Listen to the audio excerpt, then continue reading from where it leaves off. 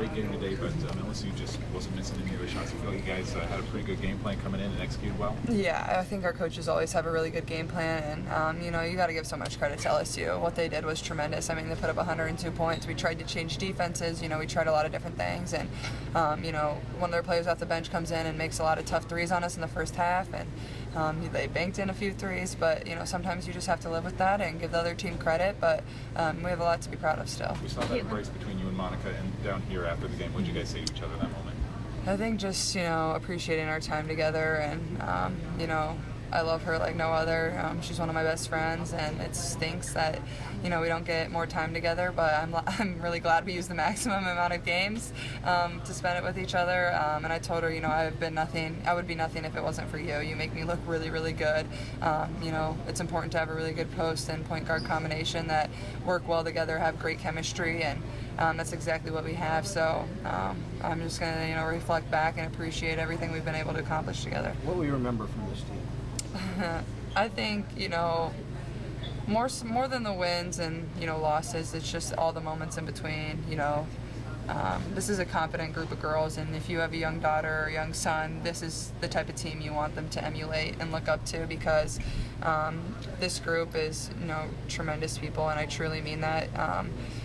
We win basketball games because we're a team. We win basketball games because we have confidence in one another. We're not always the most skilled. We're not always the fastest, the strongest. But, being a team can take you really, really far, and that's what I'm going to remember. Just give you fuel for the fire for the future?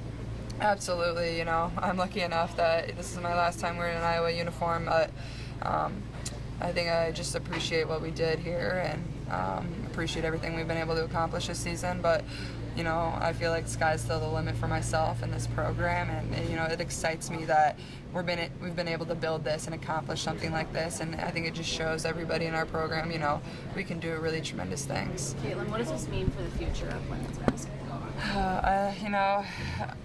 I was, taken back a little bit when we entered. I don't know if you guys were out there, but the amount of people out there, especially in black and gold, was pretty incredible. To me, that means way more than winning a basketball game, is the legacy these girls are leaving and the amount of joy we're giving to people and in their lives.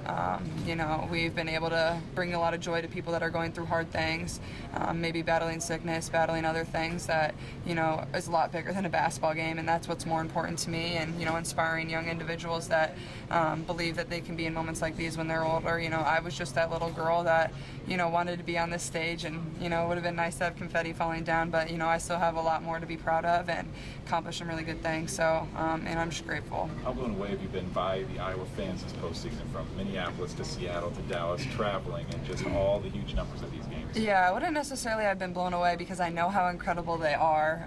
I think more than anything, I'm just thankful that they, spend their time, their money, resources to come and support a team that, loves playing basketball and playing for one another. But I think they just love the product, and they can see the joy and the fun that we have with one another. And but more than anything, I'm so grateful. I think we've made so many, people turn into women's basketball fans, and to me that, makes me really happy. And I think they can see, how much fun these next few years are going to be for this program and the rest of the time Coach Bluter's at Iowa and what she's been able to build. So I'm just grateful and thankful, seriously, to every single Hawkeye fan that was here today, from, near or far. I know it takes time and money to come to events like these, and, it means a lot to us, and we wouldn't be in this position if it wasn't for them. What was going through your mind as the team gathered out in front of the LSU bench, just kind of for that final huddle? What did Lisa say, and what was going through your mind as you walked out? I think just, we always say together, because that's what we always want to be, is a team that's together and plays for one another, and,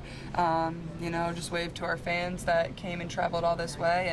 And win or loss, we always, break it down together, and I was just trying to enjoy every single second, especially with, Mon and McKenna, two people that I've started 93 games with.